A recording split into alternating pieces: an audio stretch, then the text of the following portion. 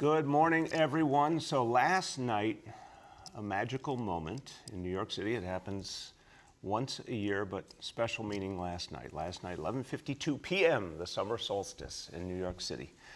And it is the formal and astrological start of the summer of New York City. And you can feel it out there all over the city. The energy is amazing. You can feel the recovery happening. You can feel just the reality in the streets of our city is so positive right now. People out there.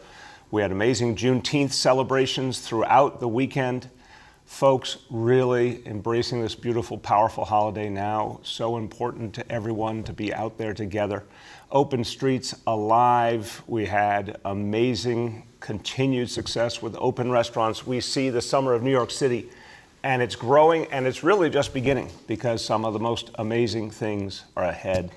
The parade to salute our healthcare heroes and first responders and the heroes of the battle against COVID. And of course, our homecoming week coming up in August, and so many other amazing moments. So we are having an incredible comeback. Let's remember why. Because people went out and got vaccinated. We said to New Yorkers, here's the way. They heard it, they acted on it. As of today, over 9 million vaccine doses have been given in New York City. This is just a staggering figure. Over 9 million in this city, 9,171,000 to be exact. And happy to say, as of this morning, the lowest COVID positivity level since the beginning of the crisis, 0.53%. So we're moving in the right direction, but it all depends on more and more people getting vaccinated. And therefore, we keep reminding you of the amazing prizes available for folks who get newly vaccinated. And we see some real response to these incredible incentives. Right now, $2,500 prizes for 10 winners this week. Staycation packages for 15 winners this week, and we'll keep offering these amazing incentives. So if you haven't gotten vaccinated, this is the time to do it.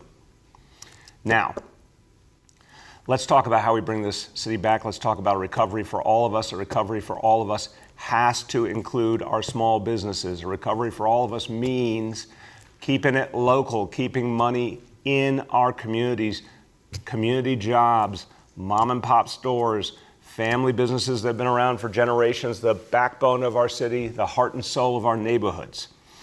So we're talking about this today, and it happens to be a day that a particular company has made prominent, Prime Day. And this is the day when Amazon tries to outgun every small business, every local retailer, everywhere, and continue to dominate. Now, I'm saying something simple today. Today's Prime Day. It's a perfect day not to shop Amazon. It's a perfect day to keep it local, to buy from your neighborhood stores. It's a perfect day to shop your city. Keep the money in our city, support our small businesses. Also, it's a perfect day to show solidarity with Amazon workers. While Amazon has gotten richer and richer, their workers have not. At Amazon's warehouse in Staten Island, JFK 8 warehouses, Staten Island's largest private employer. We appreciate that. What we don't appreciate is repeated efforts by Amazon to stop unionization by the workers. That is not fair. That's not respecting the democratic rights of those workers. Amazon literally made record profits last year, but they don't seem to want to share them with working people. So to me, a real Prime shopper keeps it local, keeps the money in our neighborhoods, helps working people directly, doesn't put the money in the pockets of Amazon. Now, small business, if you want to see it thriving, I had an amazing experience on Saturday night at the Queens Night Market. The Queens Night Market is back. It is back and strong and energetic, and if you haven't been, it's the time to go. Amazing energy, amazing pride, these wonderful small entrepreneurs who make up the Queens Night Market, food from all over the world, amazing opportunity in one place to experience the very best in New York City. I know folks in Queens are really, really proud of that. And we need to support all the small businesses as they come back. So the Queens Night Market is back. That's amazing for this city, but we need all of our small businesses back. And we have to do things differently. We can't do business as usual if we expect to achieve the Herculean task of bringing back tens of thousands of small businesses that have been closed because of the pandemic. So weeks ago, I gave my team a mandate. I said, once and for all, we're going to cut the time in half it takes to open a business in New York City. The time is now. We've been through so much. We're coming out of COVID. Let's do things differently. No more business as usual. Cut the time in half because as of this moment, about 40% of New York City's small businesses are still closed. 240,000 small businesses in the city, about 40% still aren't back. We think a lot of them can come back and come back strong, but they need a helping hand. And so we're going to make it simpler than ever, easier than ever to open up a small business again, bring it back, or to open a new small business. And we see that happening more and more as well. Folks who have been waiting to open a business, seeing this as a moment of opportunity, wanting to make an impact, wanting to help New York City come back. They're acting now. They need help. And that's why we have started NYC Business Quick Start. This is a new approach. You've never seen anything like it before. It will make New York City the easiest place in America to start a business. What does it mean? First of all, number one, we've created a small business concierge. Literally, you want to open a business, you call the city of New York, you get a specific person, a facilitator, someone who's going to be with you the whole way through to cut the red tape, to make it simple, to get you answers, and to get the doors of your business open. One person, you've always heard the phrase one-stop shopping, this is even better.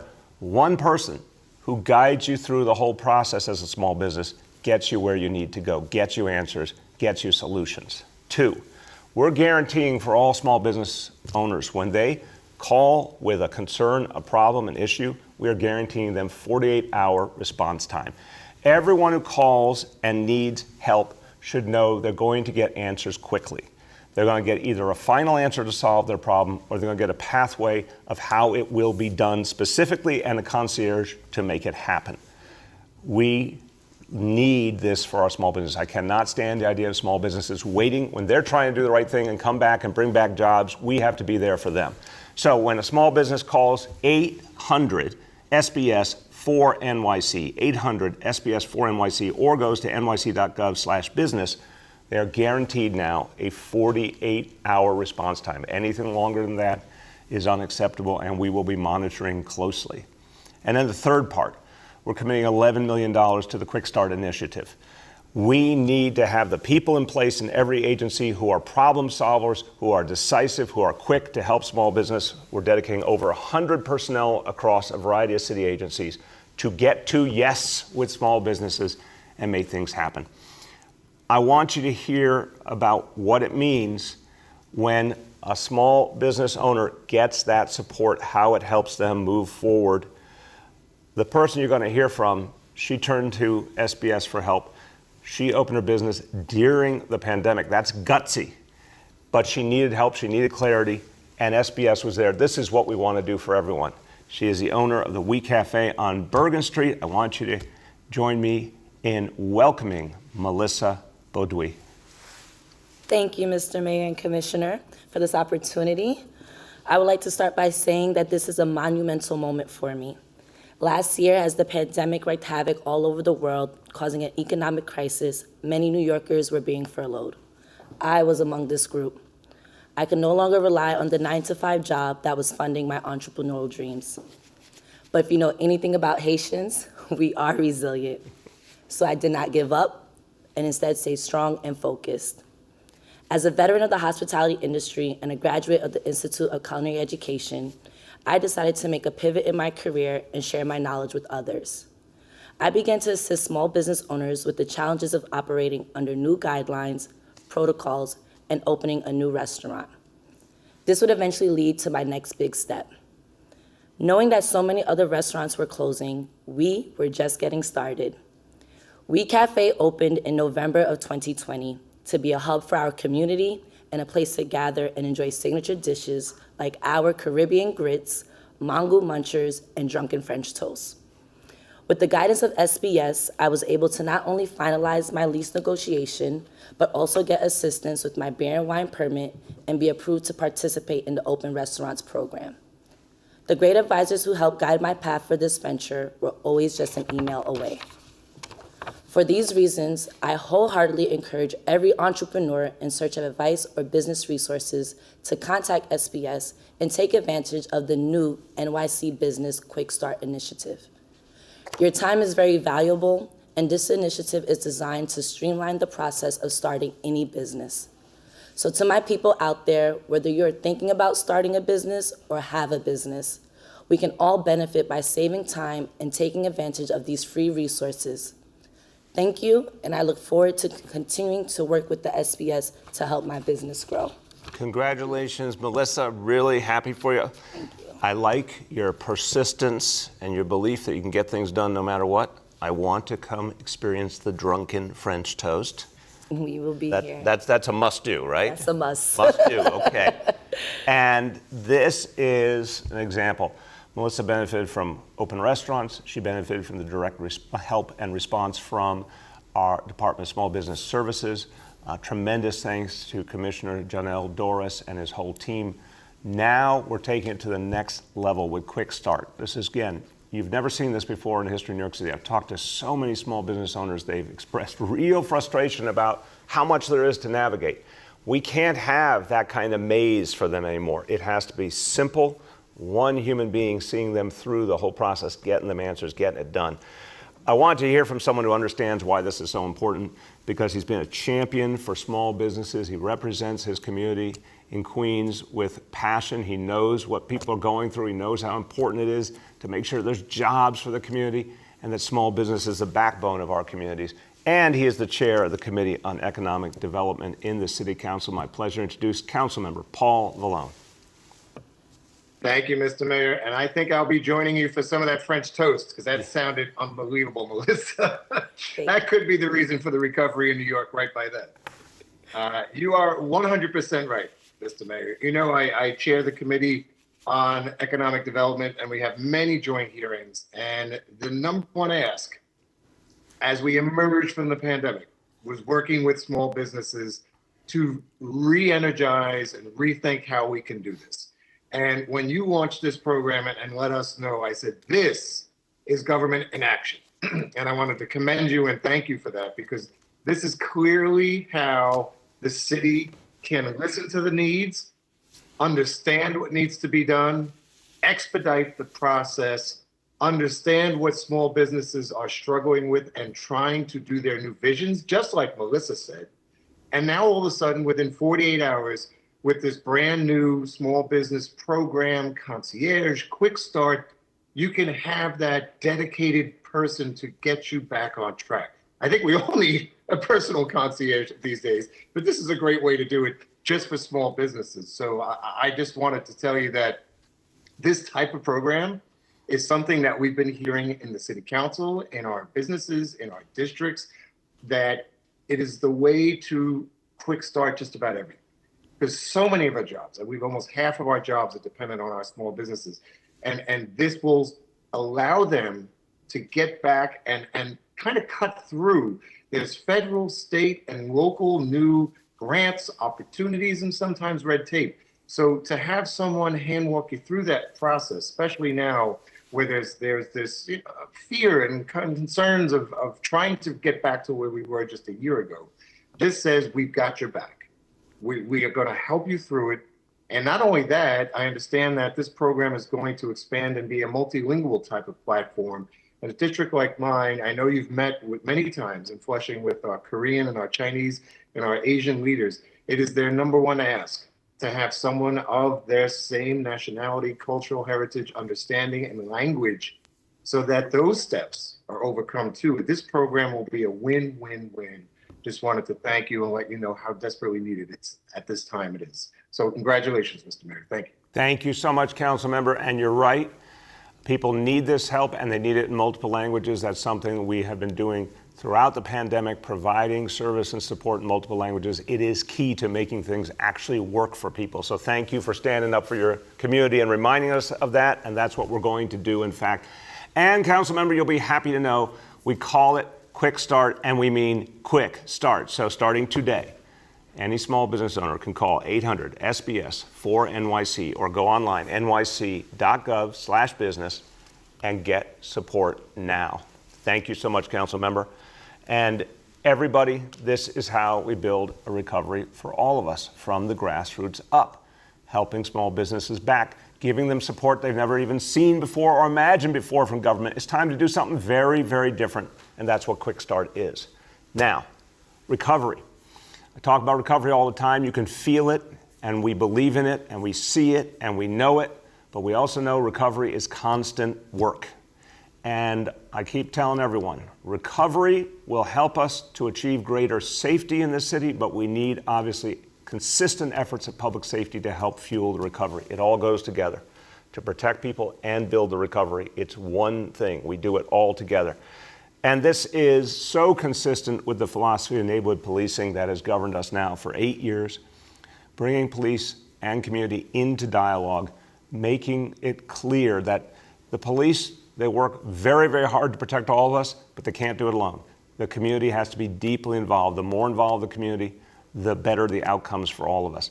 The historic, I think, stereotype, if you will, that policing was a thing unto itself, misunderstood. The policing only works in coalition with the community. That's why we started neighborhood policing, to show that it is absolutely a connection that is needed for real safety. Now, one of the things that we do is we encourage community members to come forward if they have been a witness to a crime or if they know information. And we understand people need encouragement and incentives in some cases, and that's why we've said throughout, when you call, you do something very important to protect yourself, your family, your fellow New Yorkers. And folks have heard that call.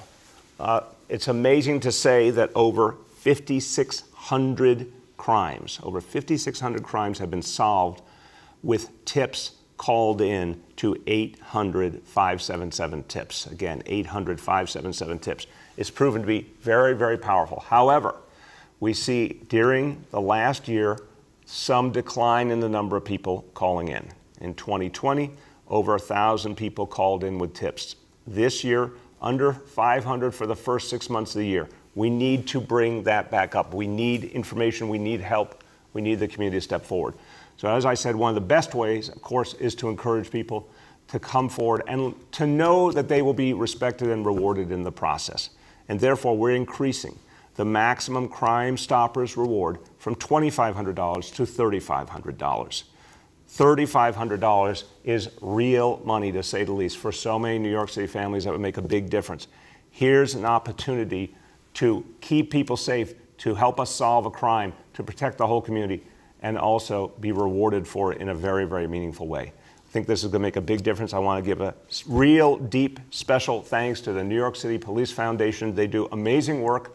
They don't get enough credit. I want to thank everyone at the Police Foundation. You are constantly supporting efforts at creating more public safety and more bond and deeper bond between police and community. Here is an example of that. To hear why this is so important, what it means on the ground, how this helps us solve crimes, I want you to hear from the Chief of Department of NYPD, Chief Rodney Harrison. Mr. Mayor, good morning. Thank you so much. And listen, I want to echo your same sentiments about the Police Foundation. They've been such a great partner for us and really have supported a lot of our policies as well as our programs within the NYPD, especially when it comes to Crime Stoppers and how they're able to produce the rewards for us. You know, it's a vital program. It really is, and it helps our investigators get leads into some of their cases, which helps solve cases, which helps bring people to justice, which helps make New York City safe. If I could just real quickly talk about some of the statistics about Crime Stoppers. Crime Stoppers started in 1983, and they've paid out more than $2.7 million in rewards. We have had over 3,500 tips, which have led to the arrest and the indictments on many cases. And these anonymous tipsters have been paid for helping solve close to 1,600 homicides. The work that people have helped us in solving the cases through Crime Stoppers has been absolutely phenomenal. If I could talk about 2020, like the mayor stated, we've received over 1,000 tips. We've made 66 arrests and indictments with those tipsters being paid.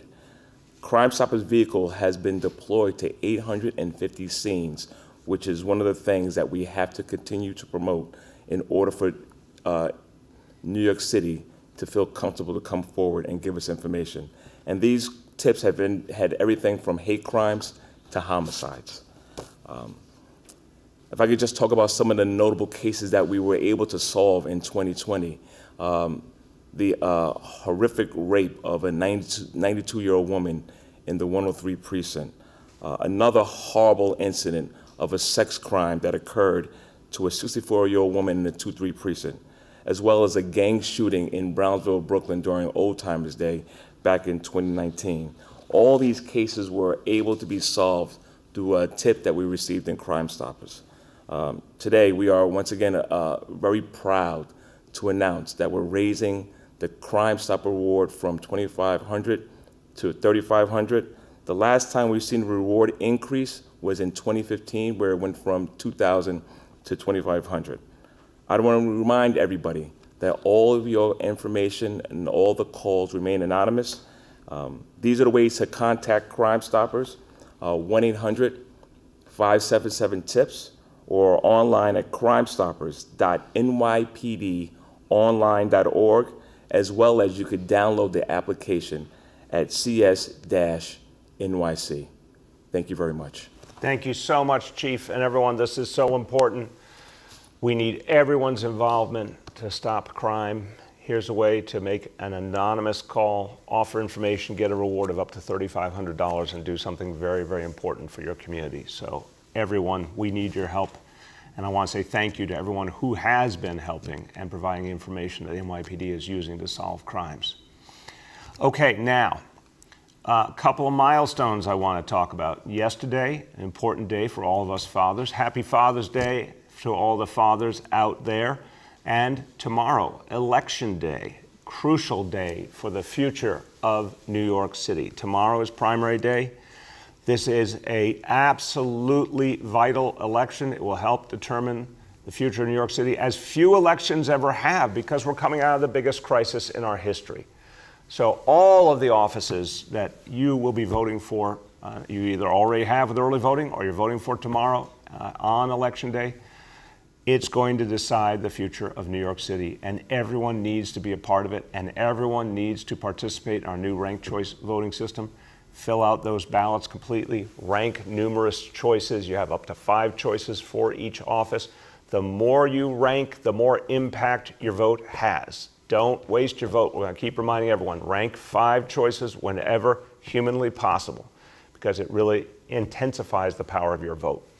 Now, early voting wrapped up. Just under 200,000 people participated, and that's good, but we need a lot of people to show up tomorrow to really represent this city. So the decision represents all the people. So reminding everyone, tomorrow, please vote. Polls open 6 a.m. until 9 p.m. 6 a.m. till 9 p.m. Not only the election for mayor, but also comptroller, public advocate, borough president, city council, Manhattan DA, a lot on the line. Now, some folks are still getting used to ranked choice voting. That's understandable. It's brand new. If you didn't see my pizza topping contest, you need to go back and watch, because it was epic. And congratulations, formal congratulations to Pepperoni again. Everyone, if you want information about ranked choice voting or any other information about the election, where to vote, who's on the ballot, you can go to voting.nyc, voting.nyc for more information. Everyone, please get out there and make a difference for your city. One other point, something we are watching carefully. Mother Nature is at work, and this is an impact we may feel here in the city in the next 24 hours, so we want to put people on alert. Our emergency management office is closely monitoring Tropical Storm Claudette. It is near the coast of North Carolina right now. At this moment, we do not expect a major impact in New York City in terms of winds or rain. But we are concerned about rip currents. We are concerned that our beaches are going to be more dangerous because of these rip currents. So everyone, just really cautioning you tonight, tomorrow, really be careful. If you are going near the water, in the water, those rip currents can be very, very dangerous. And we're watching that carefully, and just urge everyone to be very, very cautious. Let's stay safe, everyone, as we deal with the effects of this tropical storm.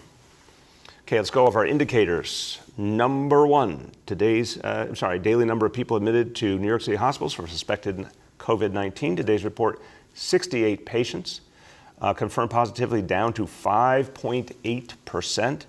Hospitalization rate is down to 0.34 per 100,000. That's fantastic. Number 2, new reported cases on a 7-day average. Again, great numbers. The numbers down to 175 cases. And number 3, percentage of people testing positive citywide for COVID-19. Lowest number we have had since the beginning of the pandemic. Congratulations, New Yorkers, 0.53%. And you want to keep driving that number down? You want to stay safe? You want to open up 110%? Go get vaccinated. A few words in Spanish on our efforts to help small business through our new Quick Start initiative. Cuando las empresas pequeñas prosperan, nuestra ciudad prospera. Por eso hoy estamos haciendo la ciudad de Nueva York el lugar más fácil del mundo para abrir un negocio. Trabajamos juntos para realizar su visión. Vamos a recuperar nuestra ciudad. With that, let's turn to our colleagues in the media, and please let me know the name and outlet of each journalist. We'll now begin our Q&A. As a reminder, we're joined today by Chief of Department Roddy Harrison, by Small Business Services Commissioner Janelle Doris, by Dr. Choksi, and by Senior Advisor Dr. Jay Varma. First question today goes to Juliet from 1010 Wins. Hey, good morning, Mr. Mayor. Good morning, everyone on the call. My question is for you, Mr. Mayor, and Chief Harrison. I was wondering, are tips coming in to find the suspect who was shooting the person who fell between the 2 young children in the Bronx? And where are you in that investigation? Yeah, that was a horrible, horrible situation. Thank God those kids are okay. Chief, give us an update on that investigation, please. So first, Mr. Mayor, I want to acknowledge the young lady that pretty much saved her brother. She pretty much covered him up. I had an opportunity to go visit them on Saturday and talk to the family. And they're going through a very, very difficult time. They understand how close they could have been to losing their children. I'm not sure what it takes to get the key of the city, but I nominate her. But I will say this, I'm very optimistic. The detectives from the 4-4 squad are investigating it thoroughly. We do have some good leads. We have a couple people we're looking at, and I'm very positive that we'll bring the individual that did the shooting to justice very, very soon. Thank you, Chief. Go ahead, Juliet. Yes, I was wondering, has the Crime Stopper tip line been helpful in this investigation and in any recent incidents, whether it's, Washington Square Park, to identify people there, or the incident in the Bronx that, people were run over by the Jeep? Chief, go ahead. Yeah, sure. So if you don't mind, Julia, once again, is the whole method behind Crime Stoppers is to remain anonymous, so I'm not going to get too much into regards to how we're getting information. I will say this, it is an absolute phenomenal tool to work with the community to allow people to be compensated for coming forward. So it has been beneficial in us fighting crime throughout the city. Thank you very much. Go ahead. The next is Amanda Eisenberg from Politico. Good morning, Mr. Mayor. How are you? Good, Amanda. You ready for Election Day? I'm ready. Cast my ballot. I'm ready to go. All right. So I wanted to ask you, so over the weekend, Eric Adams and his supporters have been accusing Andrew Yang and Catherine Garcia of trying to steal the election, steal being the word used by Ashley Sharpton. And I wanted to know if you agree with that kind of rhetoric in light of what happened with the 2020, federal election. Look, what I saw was simply an opportunistic move by candidates. That's how I would that's how I characterize it, Amanda. Two people who don't seem to agree on a whole lot, teaming up for their own political needs. That's what I see, not something much more than that. Go ahead. Do you think it's dangerous, though, to conflate that with racism, especially with, there are, some people might say there are more pressing issues in terms of how we talk about racism and how it affects New Yorkers versus this, you're saying it's opportunistic, but that it could be stealing the election. Do you find that rhetoric dangerous? I think people have to be careful, obviously. I think there's a deep desire for representation, and that fuels strong emotions to make sure we have a government that represents the majority of people in this city. So I understand where the emotion comes from. But I think in the end, we got to just focus in these last hours of the election on what people are going to do for this city, what is their vision for addressing the world after the pandemic and moving us forward. That's what I hope everyone will focus on. The next is Andrew Stiff from WNBC. Hey, Mayor, good morning, and hello to everyone on the call. Just following up on your characterization of the joint campaigning as opportunistic. If you're a supporter of ranked choice voting, why is it not merely strategic? Why is it wrong for a candidate to recommend to their voters who to rank number 2? Andrew, look, it's totally normal around the country where ranked choice voting has existed for a while for people to team up for a common advantage. That is just part of the political process. But I think more typically it is people who seem to have a lot that they agree on or similar approaches, similar history. This one strikes me as sort of an odd couple situation and a little more overtly opportunistic. Go ahead. Today to tell us any of your 5 selections who you're voting for tomorrow. Andrew, I hate to disappoint you. I told you you'd be the first to know. No, I've decided to keep this a personal decision. I'm still working on finalizing my ballot and for all the offices I'll be voting for. And look, in the end, I look forward to working with everyone who's newly elected. We don't know who that's going to be. I think the best way for me to approach it right now is to just keep my thoughts to myself. The next is Emma Fitzsimmons from the New York Times. Hi, good morning, Mayor. So Eric Adams and some of his allies have been raising concerns about RTV. Are you concerned that, especially with official results, they could come in mid-July? Are you concerned about them raising concerns about the process? Look, this is one of the challenges, Emma, that comes with ranked choice voting. There are some great elements to it, but we've always known that one of the frustrating elements would be how long the count would go. And our Board of Elections historically has had challenges, whether on election day itself or with counts. This takes a lot more work. We all have to get used to the idea it could be weeks before we have a 100% final result. That's uncomfortable, right? Who wants that? No one wants that. But it's not a news flash. It's something we have seen coming for quite a while. And I would just say to New Yorkers, we're going to have to exercise a little patience here, something we're not particularly good at as New Yorkers, but it does take a while to get the full and final count. Typically, what happens with the number 1 votes tells you a whole lot. So my hope and belief is that will be provided pretty quickly.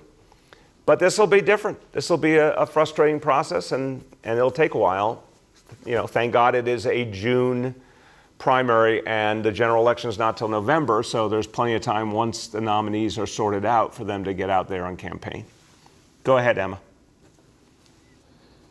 And let's say, Eric Adams is leading on primary night, and then the person who's in second place ends up winning, which has happened in other ranked choice voting elections. Are you concerned that Adams could question the legitimacy of the election, or that could confuse New Yorkers? Well, it's a fair question what happens in a scenario where the first place winner doesn't ultimately win. But I think it's important that we talk about it openly. Yes, you are right. Sometimes, because of how ranked choice voting plays out, the person who gets the most number 1 votes doesn't necessarily win the election in the end. By the way, if we were on the previous system, which I participated in, you have a primary and then, folks go on, the top candidates go on to the runoff. Very typically, the person who won the primary didn't necessarily win the runoff. So this is not entirely a new concept. It's a new version of it, though. What I'd say is there should be, of course, very close monitoring of the count by the Board of Elections. I'm sure a number of campaigns will have legal representation and watch this count carefully. We have to make sure the count is done right. But absolutely, people need to understand from the beginning, every vote has to be counted before there is a final result. And the person who gets the most number ones, likely but not guaranteed to win. The next is Nolan from The Post. Morning, everybody. How are you, Nolan? I'm all right, Mr. Mayor. How are you? I'm all right. You ready for Election Day? I'm ready. I've cast my ballot. I understand you have not, and you will not bless us with who you think should replace you. I appreciate your verb choice deeply, Nolan.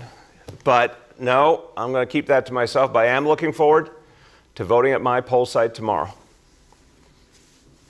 All right. So to follow up on all of the questions that you've gotten about statements made by Eric Adams and his supporters, you've described the alliance as opportunistic. It's simply how ranked choice voting functions. So is it appropriate to have an elected official in the city of New York describe something that is commonplace in every ranked choice voting system here in the United States and elsewhere around the world as a poll tax? Because that's what Eric Adams did on CNN this morning. Yeah. Again, I haven't seen the whole comment, so I'm not going to speak to it. In the end, this is a new system for us. When people make alliances, of course, you'd like to believe the alliances are based on shared values and vision. But in the end, what's going to play out here is, for the next 24 hours plus, there's still an opportunity to speak to people about the issues, get people to vote, convince them how important it is to vote. It's been a quieter election than many. So I'm not going to be overly concerned about one phrase or another. I think the main event is what's concerning me right now. We need to make sure people come out to vote, and we need to make sure people take maximum advantage of the ranked choice system and rank 5 candidates. That's where I'm putting my focus. Go ahead, Nolan. Fair enough. But the Adams campaign put out a statement yesterday from former state comptroller Carl McCall describing it as the alliance is, quote, part of a disgraceful national campaign of voter suppression in an attempt to bring it to New York. And then when asked about that statement on CNN this morning, here's the question. Some of your campaign surrogates are somehow, and to quote now, are suggesting somehow that by doing this, it works to voter suppression. And I'm not sure I understand how that works, is what the question was from CNN. And this is Eric Adams' response. Quote, I could see this, that African Americans are very clear on voter suppression. We know about the poll tax. We know about the fight that we had historically, how you have to go through hurdles to vote. How is it a hurdle to vote? How is it a poll tax? Again, I don't think he's saying that just from the quote you're reading, Nolan. I want to see the whole thing for myself before I give you any detailed analysis. But just from what you've read, I don't think he is saying that. In the end, again, I think people really want to ensure that this election is representative of all the people, that everyone is involved, that people have a clear understanding of how the system works, and we're all getting used to it. And I think there's real concern about making sure that people come out and making sure that people fully engage the ranked choice voting system. So again, I'm going to keep my focus on urging everyone to vote and to rank 5 candidates for every office. The next is Ariama from the Amsterdam News. Hello, good morning. Hi, Mr. Mayor. How you doing, Ariama? I'm good. Okay, so I had 2 questions for you and Chief Harrison since he's here today. First off, do you guys have a theory about why the numbers for the Crime Stoppers hotline has decreased? I'll turn to Chief Harrison for his analysis. Yeah, Ariama, first of all, good morning, and thank you for your question. If I could say anything, I think one of the concerns that we've seen is people are capitalizing on wearing these masks for protection, of course, but they're using it also to commit crimes. And I think, unfortunately, because people are wearing these masks, it's been very difficult for New Yorkers to identify individuals that are committing some of these acts. So that's why, if you were to ask me where you may see a little bit of a dip in people coming forward. Thank you. Go ahead, Ariama.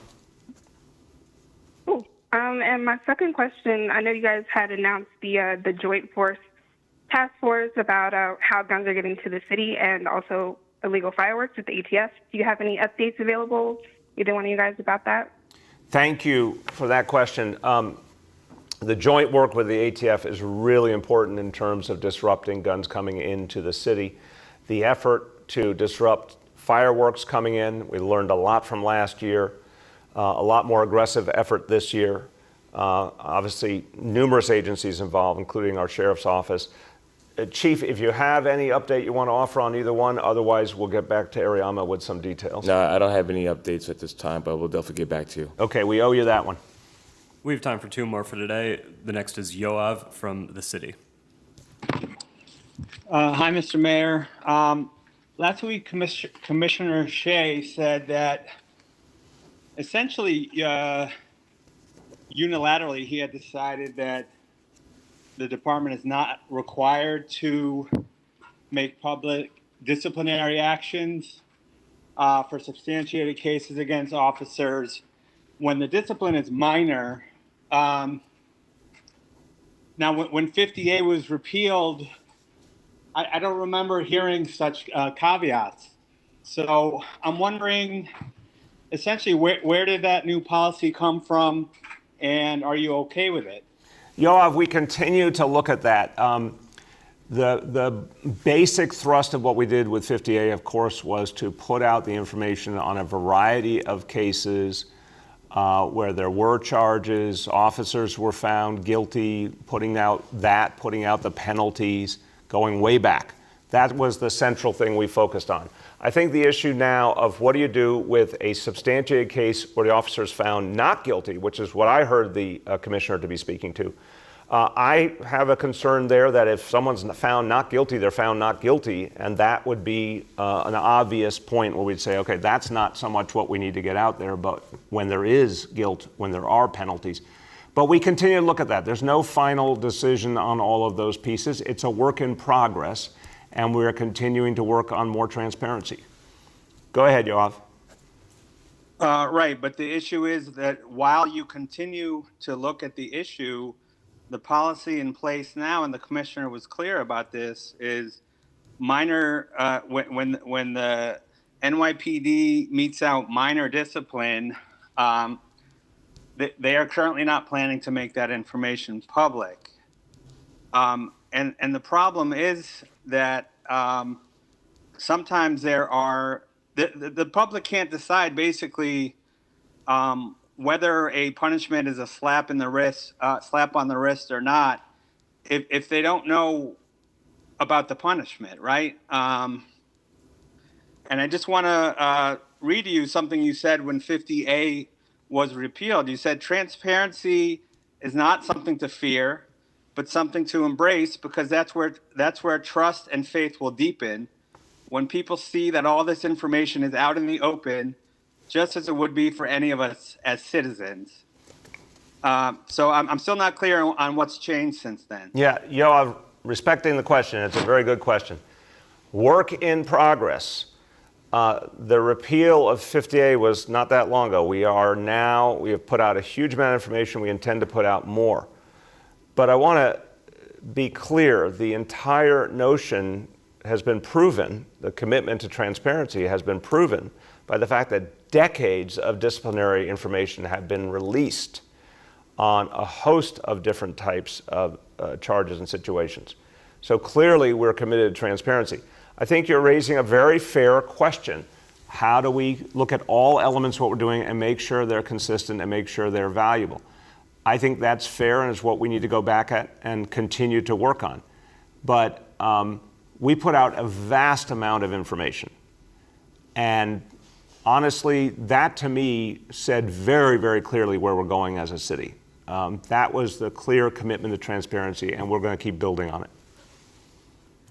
Last question for today goes to Paul Leota from the Staten Island Advance. Hey, how you doing, Mr. Mayor? Good, Paul. How you been? I'm well, sir. Thank you. Regarding your comments about Amazon earlier, I just wanted to get a sense of what steps, if any, the city has taken to sort of ensure a fair process in, the organization efforts going on Staten Island. Paul, very important question. We are in touch with the Amazon workers who are attempting to exercise their rights and organize at that warehouse in Staten Island. We're going to make sure their rights are protected. Everything that happens out there, we're going to make sure happens within the law. Amazon does not have a good track record when it comes to labor. Here we are in one of the most pro-labor cities in America. We're going to do everything within our power to protect those workers. Go ahead, Paul. Thank you for that. And I guess just lastly, ahead of the election, I understand you don't want to comment on the mayoral primary, but are there any races where you would like to, offer an opinion, share your perspective? Yeah, there are people I have worked with closely. This is just certain races around the city where I've been out campaigning, folks running for city council, all of whom I've had a great working relationship with over time. Stacy Lynch in Upper Manhattan, Harold Miller in Southeast Queens, Mercedes Narcisse in Canarsie and surrounding neighborhoods in southern Brooklyn, and Tahira Moore in Bed-Stuy and other central Brooklyn neighborhoods. These are examples of just great up-and-coming leaders who I think will do wonderful work for their communities and for the city in the city council. So I've been out there supporting them and really hoping they will prevail tomorrow on Election Day. And everyone, with that, we will all prevail on Election Day if you show up and vote. So we've come through COVID. It's been real tough. It's been a distraction from what we normally would see for an election discussion and sort of a thoughtful election process, no doubt. But variety of candidates, the most representative field of candidates we've ever had in the history of the city, that's a good thing. That's true all over the city. The campaign finance reforms that the people voted for a few years ago that my administration sponsored have clearly had the impact of encouraging more and more diverse candidates to run field of candidates that truly looks like New York City. That's good news. Lots of good people to choose from. Ranked choice voting, giving you 5 choices for each office and more power because your vote never gets wasted. Your vote stays alive until it has an impact. So please make a plan to vote tomorrow if you have not already voted. Bring your family, bring your friends, rank 5 candidates for each office and decide the future of New York City. Thank you, everybody.